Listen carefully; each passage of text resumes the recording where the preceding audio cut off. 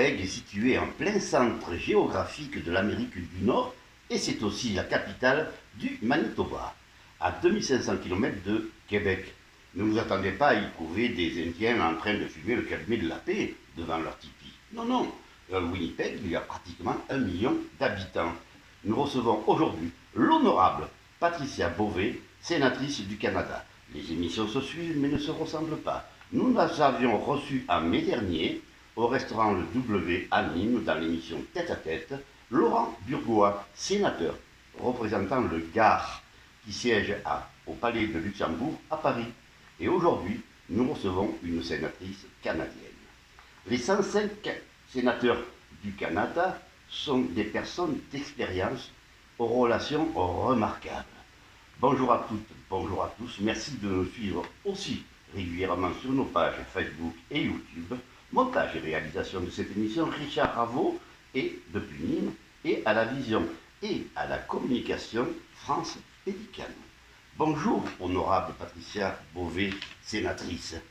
C'est un immense plaisir de partager ce moment avec vous et un grand honneur. Soyez donc la bienvenue et merci de nous recevoir chez vous.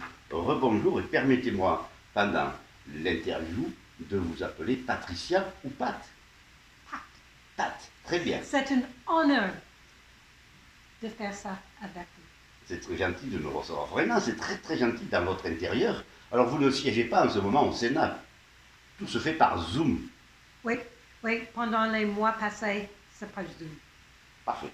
Donc, alors, Patricia, vous êtes historienne de l'art, ancienne directrice du musée des Beaux-Arts de Winnipeg, mais aussi ancienne membre du conseil d'administration du musée des Beaux-Arts du Canada et du conseil des arts du Canada, et j'en passe.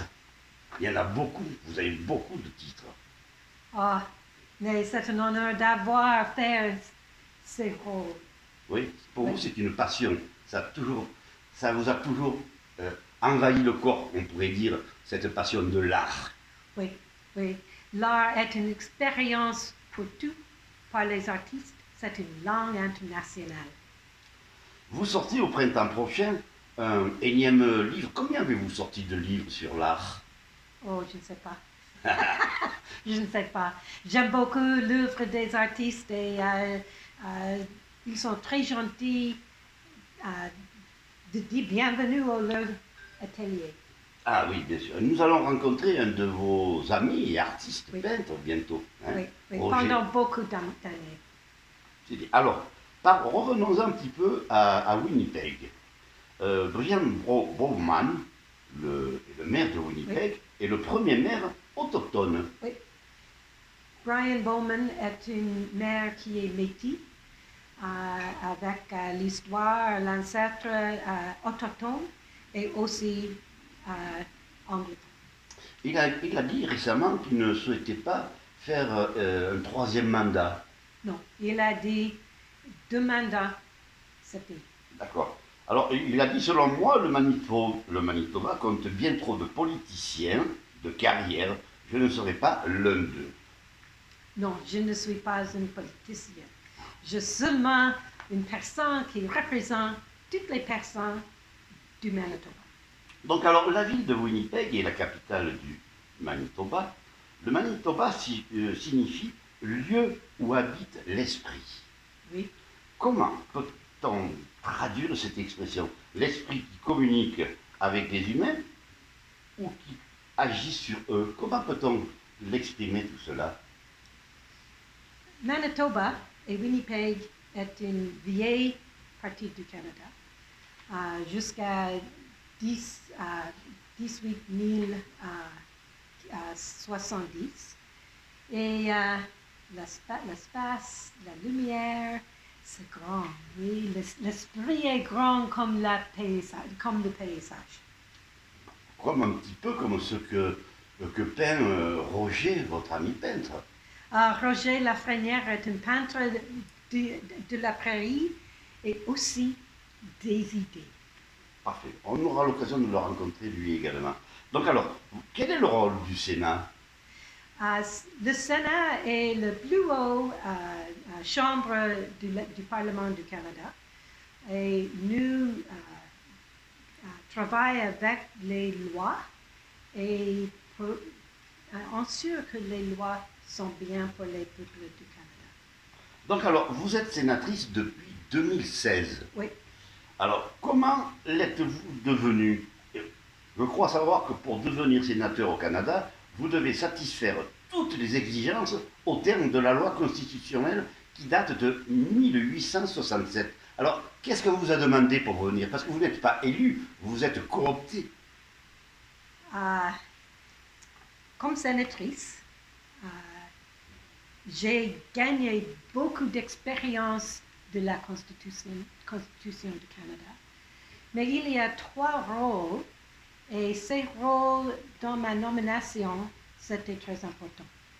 Le rôle de vu les lois, le rôle de représenter les personnes, les citoyennes, et aussi de faire les études de choses qui sont très importantes pour la fabrique du pays. Alors, combien êtes-vous de sénatrices au Canada? Parce que je crois qu'il y a 105 sièges, c'est ça? Oui, oui. Et combien êtes-vous de femmes? À 50%. Ah, ça, bravo! Oui.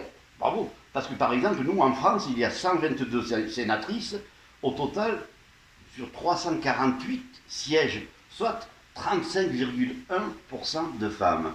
OK. Au Manitoba, il y a 6 positions pour sénateurs et sénatrices. Maintenant, il y a 5, et 4 de ces 5 sont les femmes. Ah, bravo! Alors chez nous en Europe, et en particulier en France, les sénateurs sont élus au suffrage universel indirect par un collège de grands électeurs. Il s'agit de députés, des conseillers régionaux élus par le département, des conseillers généraux et des délégués des conseils municipaux. Donc cela représente 95% des 150 000 habitants. Alors que lorsque vous, c'est il faut apporter quelque chose pour que vous puissiez être élu. Je suis la première historienne de Loire dans l'histoire du Canada. Parfait. Dans le Sénat. Et la première personne qui a une carrière dans les musées et les musées de beaux-arts. Et si je représente les personnes de Manitoba, mais aussi tous les arts et tous les artistes dans toutes les formes dans le pays entier. On va y revenir sur le rôle que vous avez par rapport aux artistes, on va y revenir tout à l'heure. Alors, lorsque le Premier ministre vous a téléphoné pour vous confirmer votre nomination, c'est Justin Trudeau, à la Chambre, il a dit très clairement que vous deviez être indépendante, sans quoi vous n'auriez pas accepté de ne pas être indépendante. Et peut-on refuser un tel poste? Je suis très indépendante pendant toute ma vie. Et ça ne change pas. D'accord. C'est parce que vous êtes du signe du taureau, c'est ça? Oui, oui, je suis taureau. Mais le Premier ministre m'a dit que je fais tout. Et vous êtes... Mais sur la vue des arts et de la culture. Et vous êtes vraiment très indépendante. Oui. Parfait. Vous voyez, ce oui veut tout dire. Oui. Alors, parlez-nous de cette galerie permanente dans cet hôpital à Saint-Boniface. Y a-t-il un renouvellement des heures également? Est-ce qu'on rencontre toujours les mêmes ou alors tout cela est renouvelé? Les expositions changent. Il y a 3 ou 4 expositions par jour, par année. Et c'est la première musée de beaux-arts public dans un hôpital comme ça, au Canada. Il y a les places pour les œuvres des patients, mais chez nous, c'est les premiers rangs de peinture du Manitoba. Et c'est également destiné aux personnes qui sont hospitalisées. Oui. Donc, est-ce que ça leur apporte, est-ce que c'est une thérapie pour eux? 33% de nos visiteurs sont ceux qui sont malades au hôpital. 33% sont l'équipe du hôpital pour faire bien. Et 33% sont les citoyens de Winnipeg. Et du monde. Nous avons les visiteurs de chaque parties du monde. Bon, avez-vous personnellement, depuis votre nomination, pu proposer des lois? Et lesquelles? J'ai proposé pendant beaucoup d'années les politiques pour les arts, les politiques pour la santé, les politiques pour l'éducation. Et sur l'art? Oui, oui, sur l'art et l'importance de l'art dans la société civile pour tout. Parfait. Vous savez que nous avons pour habitude dans cette émission, enfin vous ne savez pas, de faire poser une question à France, à notre invité. Alors nous allons demander à France de venir poser sa question tout simplement Oui. à une sénatrice comme elle a l'habitude de faire en France, tout simplement également. Donc France, bonjour. Bonjour Patrick. Bonjour Patricia. Bonjour France. Merci de nous accueillir dans votre demeure si chaleureuse et si belle. C'est bon d'avoir vous ici. C'est un honneur. Alors, oui, ma question concerne les événements récents au sujet très triste Oui. de la découverte des enfants autochtones et en Colombie-Britannique, mais ce n'est pas le seul site. Nous savons très bien et nous avons entendu parler qu'il y avait eu d'autres et d'autres à venir probablement. Et Justin Trudeau a dit qu'il voulait aller jusqu'au bout de l'enquête et que tout sera clarifié. Maintenant, je pose en contrepartie la réputation des gentils Canadiens partout dans le monde. Et je me demande si ce fait qui est historique mais pas tellement vieux va venir ternir la réputation du Canada pour le monde entier. Parce qu'il faut aussi comprendre qu'on peut mettre la faute sur l'État, mais on peut aussi mettre la faute sur le clergé. Alors, oui. Qu'est-ce que vous en pensez? D'abord, je pense que la situation est très grave, très triste, et les horreurs sont terribles. Mais c'est une situation avec les écoles résidentielles, était une situation pendant plus que 100 ans. Oui. Et oui, c'est l'État et aussi les églises. Je pense pour la réputation du Canada, l'importance maintenant est comme nous travaillons de faire les situations meilleures pour toutes les personnes. Toutes les personnes qui attendaient aux ces écoles et aussi pour leur famille. Si c'est une tragédie, mais pour la réputation, c'est comme nous réconcilier. La réconciliation. Oui. Donc, autrement dit, que la réputation du Canada va dépendre des actions que le Canada va faire pour réconcilier avec ça. Nous avons eu une commission pour la réconciliation. Je connais bien le président de cette commission et je l'aime beaucoup. Il nous donne beaucoup de recommandations et quelques recommandations sont mises en place maintenant. Mais j'ai travaillé avec beaucoup de peuples qui étaient les étudiants et c'est très très difficile. Je pense que la réconciliation serait bien si nous avons beaucoup d'actions de réconciliation. Les réconciliations en tout sera la réconciliation. Donc pas seulement une excuse pan-canadienne, mais plutôt des actions locales ciblées. Oui, et aussi les individus. C'est ça.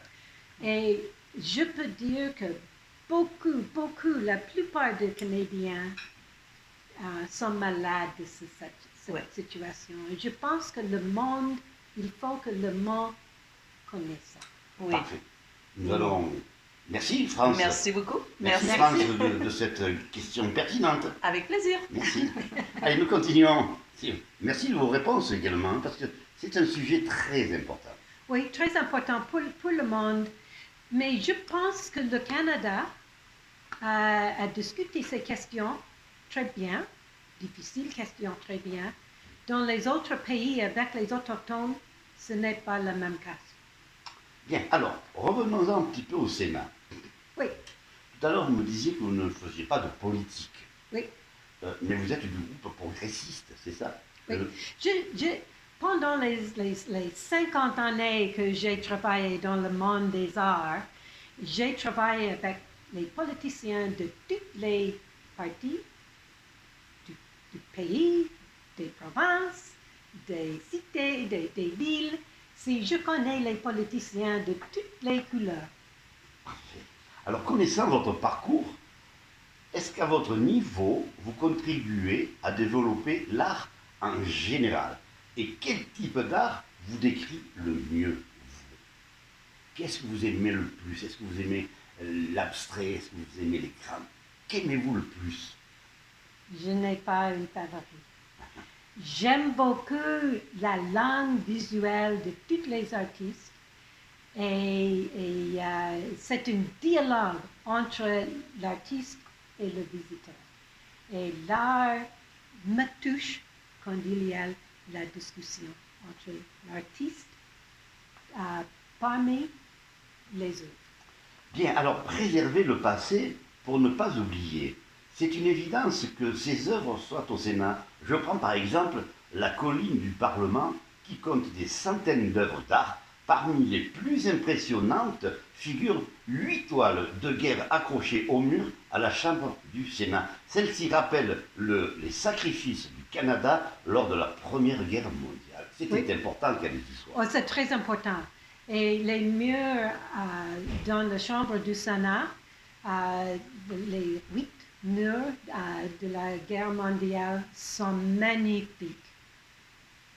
Bien. Alors, donc, il était important qu'elles soient au Sénat. Et pourquoi ne les avez-vous pas exposées dans un musée? Je pense que parce que l'art est une langue internationale et le Canada est un pays avec les immigrants et les réfugiés, c'est important pour les langues internationales sont être là pour tous et pour toutes. Bien, alors, on sait la place que tient l'art dans notre vie, mais toujours. Alors, moi, je me suis posé une question. Est-ce que l'art est héréditaire? Et est-ce que cela ne viendrait pas de votre maman, Constance, qui était sûrement également une amoureuse de l'art? Ma mère travaille très fort pour les arts et pour l'éducation de l'art. Elle m'a dit un jour, tu aimes l'art, tu aimerais l'art. Et j'ai dit non. Non. Ma mère, je suis indépendant, oui. Mais j'ai trouvé l'art moi-même. Parfait. Alors, le Canada subit la crise de cette pandémie, comme le monde entier, et notamment, il y a pénurie de main-d'œuvre. Alors, c'est important. Alors, pourquoi existe-t-elle cette pénurie de main-d'œuvre ici au Canada, comme en Europe, je vous le dis? Quel est votre sens? Quel est votre point de vue De la pénurie, du manque de personnel qui souhaite travailler, que ce soit chez vous, au Canada, ou en France? Pourquoi? Je pense que les artistes nous donnent l'espoir, nous donnent un futur, nous donnent une patience de la situation de la pandémie. Et je pense que la société ne comprend pas la plupart de la mission des artistes. Mais pendant la pandémie, je pense qu'ils le comprennent bien. Et croyez-vous, parce qu'on se rend compte qu'il manque du personnel dans les restaurants, chez vous, Oui. chez nous, ne pensez-vous pas que certaines personnes jouissent d'un confort et se disent « Pourquoi aller travailler alors que l'État nous donne suffisamment d'argent? Elle avait d'argent, elle avait assez d'argent. Alors, que faut-il changer dans le système de santé? Oui. C'est un problème pour trouver un médecin ici au Canada. Il est très difficile et onéreux d'avoir un médecin. Alors, est-ce aussi une problématique au Manitoba, au Québec? C'est toujours ici également, c'est difficile de trouver un médecin qui va pouvoir vous soigner, vous suivre. Pendant la pandémie, les médecins et ceux qui travaillent dans le monde de santé, ils travaillent très fort, très fort. Et nous avons besoin d'autres personnes d'aider la situation. Alors, le Premier ministre du Québec, François Legault, a confirmé sa volonté de recevoir des réfugiés afghans au Québec, répondant de cette façon positive à l'appel aux provinces lancé par le Premier ministre du Canada, Justin Trudeau. Quel est votre sentiment?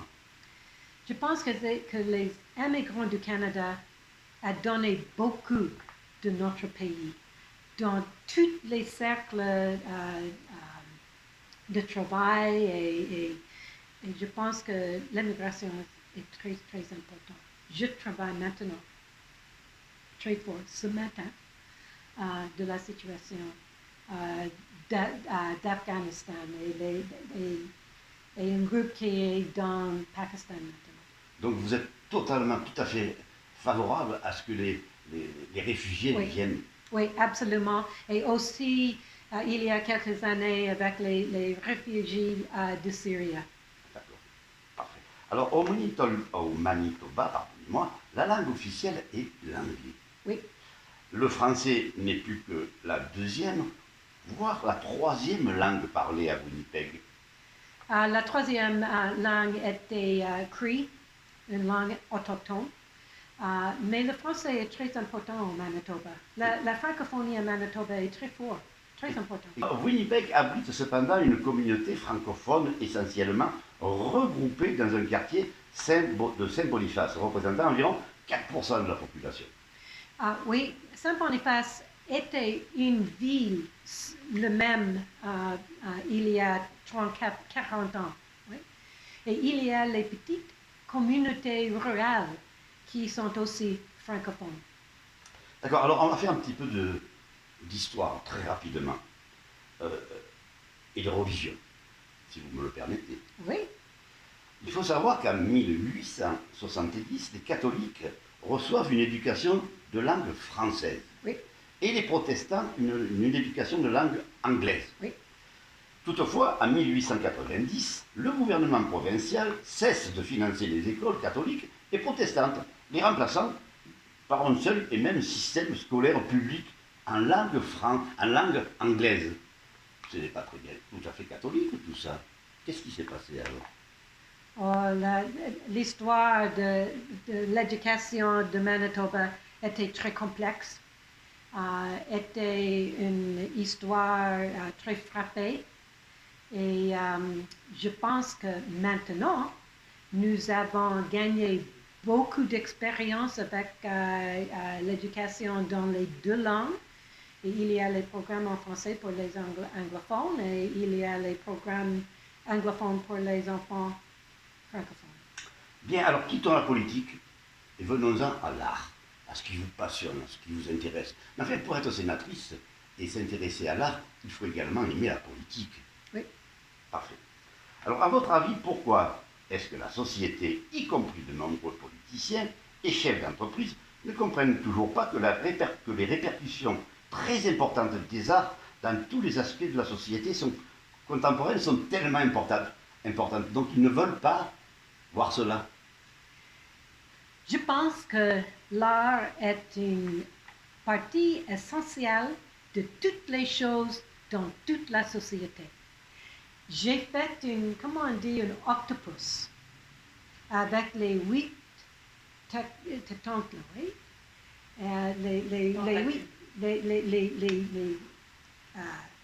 Les 8 jambes. Tentacules. Tentacules. est l'une de chaque issue et chaque défi de la civilisation. Et les arts sont importants pour les luttes. Alors, qu'est-ce qui vous touche donc en premier dans un tableau? Est-ce ce qu'il représente, les formes, la clarté, les couleurs? Qu'est-ce qui vous touche en premier dans un tableau? Un tableau, c'est tout ça.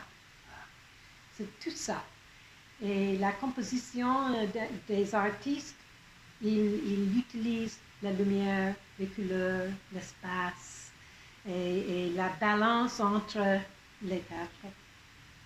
Donc, vous êtes, je crois, la première historienne de l'art et muséologue d'histoire du Sénat. Et à ce titre, vous êtes consciente de la lourde responsabilité à faire en sorte que les artistes soient à l'avant-plan, mais de quelle façon peut-on les aider et les mettre en avant-plan? Que faites-vous? Maintenant, j'ai 2 lois pour mettre en place. Un de l'artiste visuel lauréate pour le Parlement et l'autre est une déclaration concernant le rôle essentiel des artistes et la vie créative pour le Canada. Et pour ça, j'ai discuté les idées avec 600 artistes et ceux qui travaillent dans les organisations artistiques. Et aussi, j'ai 4 projets dans le Sénat lui-même. J'ai un projet des lois les artistes noirs. J'ai un projet pour les artistes autochtones. J'ai un projet de conservateur qui écrit avec certaines pièces dans la collection du Sénat. Et aussi, maintenant, nous commençons un projet pour les musées dans le Sénat. Justement, en France, il existe pour les artistes, Oui.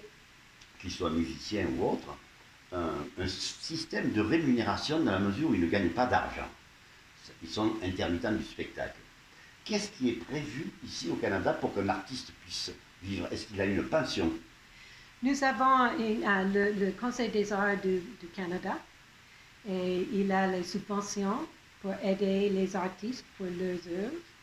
Il y a aussi le Conseil des arts dans chaque les provinces qui fait la même chose. Et dans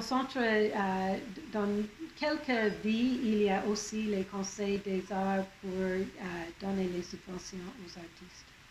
D'accord. Donc, si j'ai bien compris, vous avez fait des propositions pour aider les artistes. Oui.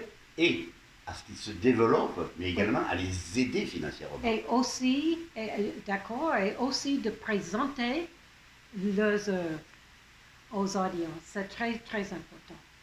Dites-moi, ne pensez-vous pas qu'il serait peut-être judicieux, un jour, dans la rue, que l'art se présente, aille à l'extérieur, et non pas que les personnes viennent dans un lieu? Ça serait bien d'aller au-devant. J'ai commencé un programme il y a 36 ans à Victoria, quand nous avons les artistes faire leurs œuvres dans la rue et 20 000 personnes observent. C'est une après-midi chaque année. Ce qui peut être très intéressant également pour les enfants. Oui. Parce que comme quand votre maman vous disait « Est-ce que tu veux faire de l'art ?» vous lui avez dit non. Mais si quelqu'un se promène avec son enfant, il peut être intéressé par l'art, quel qu'il soit. Oui, et c'est magique, oui, de voir un artiste créer avec leurs couleurs et les autres matériaux. Oui, ça c'est une... Alors dites-moi, par exemple, si vous deviez déjeuner avec une personnalité française, une personnalité, quelle serait cette personnalité? J'aime beaucoup mes temps avec les personnalités des arts, les musiciens, les artistes. J'aime aussi les ateliers des artistes. Et je ne sais pas, une personne. Je veux je veux avoir le temps avec beaucoup de personnalités, mais je veux voir leurs espaces créatifs. C'est très important pour moi. Donc il n'y a pas un seul artiste, au masculin ou au féminin, avec lesquels vous pourriez déjeuner. Vous ne voulez pas froisser les autres peut-être. Oh, je veux un grand groupe. Je veux un dialogue passionnant avec leurs idées. Une personne, non. Beaucoup de personnes, oui. D'accord. Et ici, à Winnipeg, par exemple, Oui. ou au Canada, Oui. avec quelle personnalité aimeriez-vous, on ne parle pas de politique, hein, avec quelle personnalité aimeriez-vous bien déjeuner? C'est la même chose. Ah, ah. J'aime le déjeuner avec quelques artistes parce que j'aime beaucoup la discussion, j'aime beaucoup l'énergie. Et quand je suis avec un artiste, c'est pour la plupart pour discuter une exposition, un livre, une pièce. Et je pense que vous aurez une interview avec Roger Lafrenière. Et son atelier m'intéresse beaucoup. Qu'est-ce que la musique vous apporte? Oh, je joue, comment on dit, un steel drum avec les musiciens noirs et je joue au piano. J'ai enseigné le piano quand j'ai été une étudiante de l'art à l'Université de Toronto. J'aime beaucoup de formes de la musique. Classique et aussi contemporain et folk et toutes les manières. Qu'est-ce qui vous apporte un artiste quand vous êtes en train de discuter avec lui? C'est ça. Est-ce qu'il a une aura? Est-ce qu'il a une façon de s'exprimer? Qu'est-ce qui vous apporte le plus? C'est une bonne question. Je ne sais pas. Chaque discussion est différente. Chaque connexion est différente. Quelquefois, c'est parce qu'ils ont écrit quelque chose, ou j'ai vu leurs œuvres. Chaque est différent. Vous allez voir l'art que j'ai ici chez moi, et tout ça est différent. J'ai les abstraits et Tony Tascone, qui est mort maintenant, mais nous avons passé beaucoup de discuter les choses des arts. Oui. Comment s'est passée la première pandémie et la rencontre donc, avec le Sénat? Donc, puisque le Sénat n'est pas ici à Winnipeg, il se situe à Oui. Toronto, À Ottawa. Ottawa. Comment ça s'est passé alors? La rencontre, est-ce qu'il y a eu une coupure, une rupture entre les artistes et le Sénat pendant cette première pandémie? Non. Je pense que la relation était plus forte. Je travaille à Zoom, Oui. comme le monde entier, oui. Tout à fait, oui. Et j'ai eu les discussions avec 10, 20, 1, 5, quelques artistes chaque jour, presque chaque jour, et aussi avec mes collègues du Sénat. Et quand le Sénat était en place, nous avons les comités, nous avons les discussions aux chambres, mais en Zoom.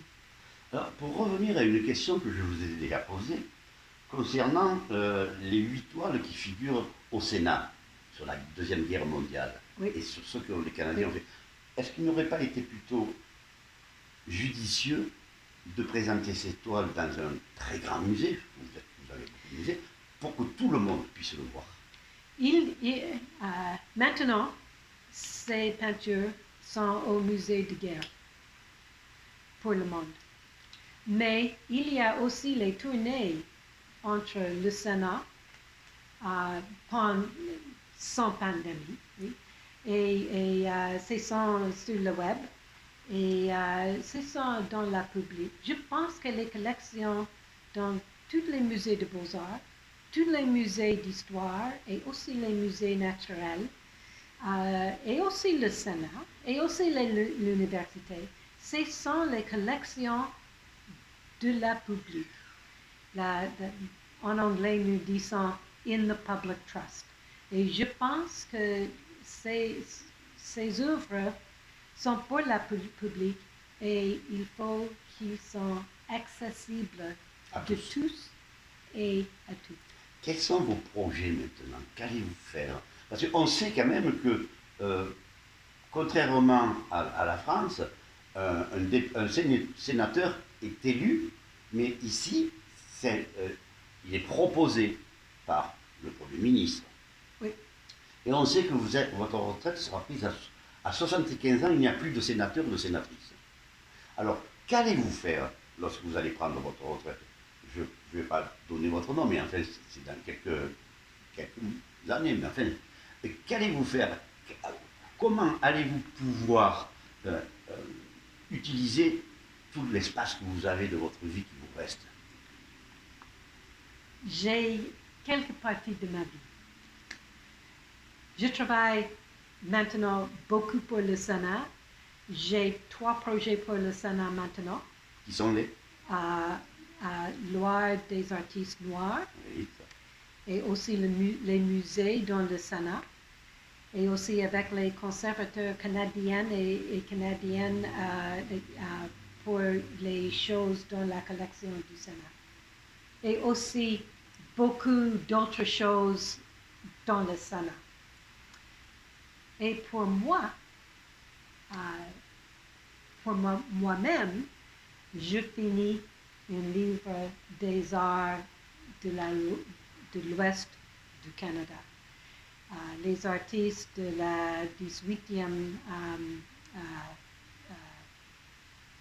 18th century, les années 18e et 18e. jusqu'à aujourd'hui. Mais uniquement au Canada. Pour les artistes de les 4 provinces de l'Ouest du Canada et leur innovation qui ont joué un très important rôle dans le développement de l'art du Canada. Comment se fait-il que l'art, qu'il soit européen ou canadien, ont des difficultés à s'exporter?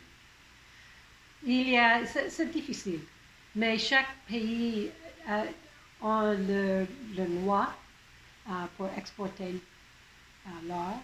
Et oh gosh, il y a 30 ans, 35 ans que j'ai travaillé beaucoup pour les lois canadiennes pour exporter et pour importer les œuvres d'art. Vous connaissez la France? Oui. Quel est le pays, quelle est la ville qui vous a le plus marqué? Vous connaissez Paris, bien évidemment. Vous connaissez Marseille, me semble-t-il. Oui, Marseille est très important. Il y a une Villa Herbel qui était la place pour les artistes qui quittent l'Europe pendant la guerre mondiale, la Deuxième Guerre mondiale. Et les œuvres qui sont faites là m'attirent beaucoup, beaucoup, beaucoup. Et j'ai voulu d'augmenter une exposition de ces œuvres, mais ce n'est pas possible. C'est trop difficile. Nous avons des idées qui sont bonnes et nous avons les idées qui ne marchent pas. Donc, ça ne vient pas de vous, ça vient d'un musée, par exemple, qui n'accepterait pas les œuvres que vous proposez? Oui, et les coûts pour cette exposition, c'était très, très grand. Pourtant, Marseille s'ouvre tellement sur la Méditerranée depuis quelque temps. Évite de se renfermer, elle s'ouvre, elle devrait être... Alors les Marseillais, vous pouvez quand même accepter les œuvres du Canada quand même, c'est pas normal ce qui se passe. Je pense qu'il est très important pour les œuvres canadiennes de voyager parmi le monde.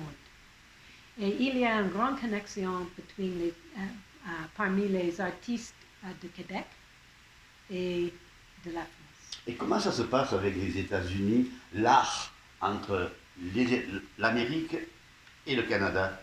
Oui, les paysages les passages sont très bons. Et il y a beaucoup d'artistes américains qui étaient les professeurs des arts ici au Canada. Et il y a aussi les artistes canadiens qui habitent aux États-Unis et font les œuvres très, très importantes. C'est beaucoup plus valorisant pour un artiste canadien d'aller aux États-Unis. C'est plus valorisant, c'est mieux pour eux. Oui, les États-Unis, l'Angleterre, la France, l'Allemand. J'ai commencé une étude au Sénat pour la diplomatie culturelle, une politique diplomatie culturelle pour le Canada. Et c'est nouveau, et